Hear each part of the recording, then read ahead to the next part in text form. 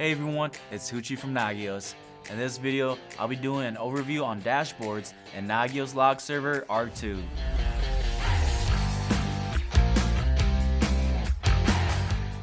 Dashboards represent visualization of data within Log Server, making it easier to understand your data and identify trends quickly. With LSR2, you'll see an updated user interface and better user experience. This is especially evident when using dashboards, which have received a bunch of improvements. And with that said, let's get into it. To get to the dashboards, click on the dashboard icon on the left. You'll see that it's new and improved, still similar to LSR1, but with better UI and UX. You can start creating dashboards by clicking here. A drop-down menu will appear showing all the available dashboards you can load. You can also delete dashboards by clicking the X when you hover over one. To create one, click on New Dashboard and give your dashboard a name. If you want to make it into a global dashboard for other users to view, check the box. Now you'll have an empty dashboard. To start adding things, first you need to add a row. Click the Add Row button and give it a name. With the row created, you can now start adding panels by clicking on the plus icon. There are 5 panel types to choose from: histogram, stats, tables, terms, and text. Once you've added what you wanted to the dashboard, make sure to hit the Save button, otherwise whatever you've done to the dashboard won't change.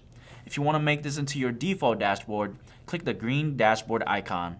Another cool improvement is that you can move panels and rows around, customizing your dashboard however you see fit.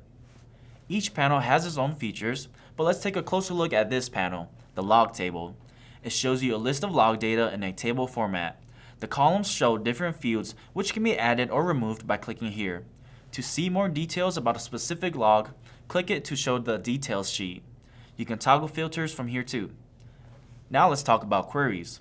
Queries allow you to perform a search to show the data you're looking for.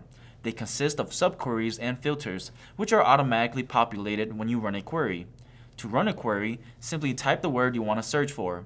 The default subquery is an asterisk, which displays all log data in the database. You can define multiple subqueries by clicking the plus sign to the left of the subquery field. Each subquery is a different color. On the left, you'll see some default query templates that can be used.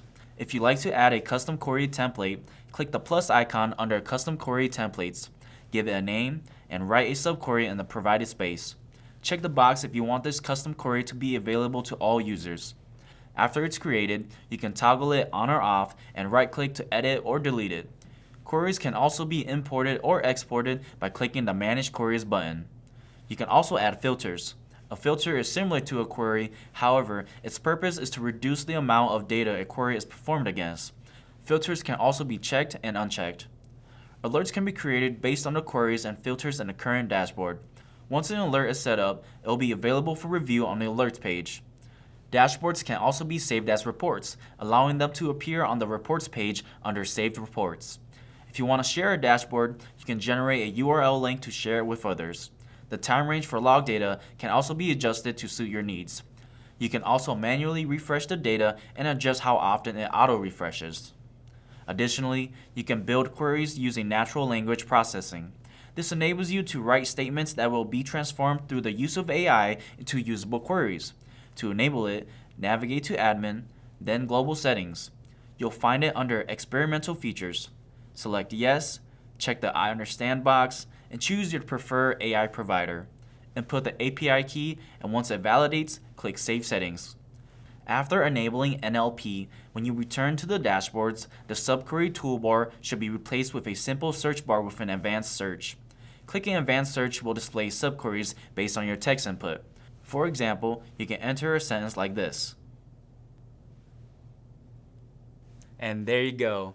Now you know a little bit more about dashboards and Nagios Log Server R2. If you enjoyed this video, make sure to leave a like and subscribe. For any additional questions or assistance, visit support.nagios.com. And until next time, take care and keep monitoring.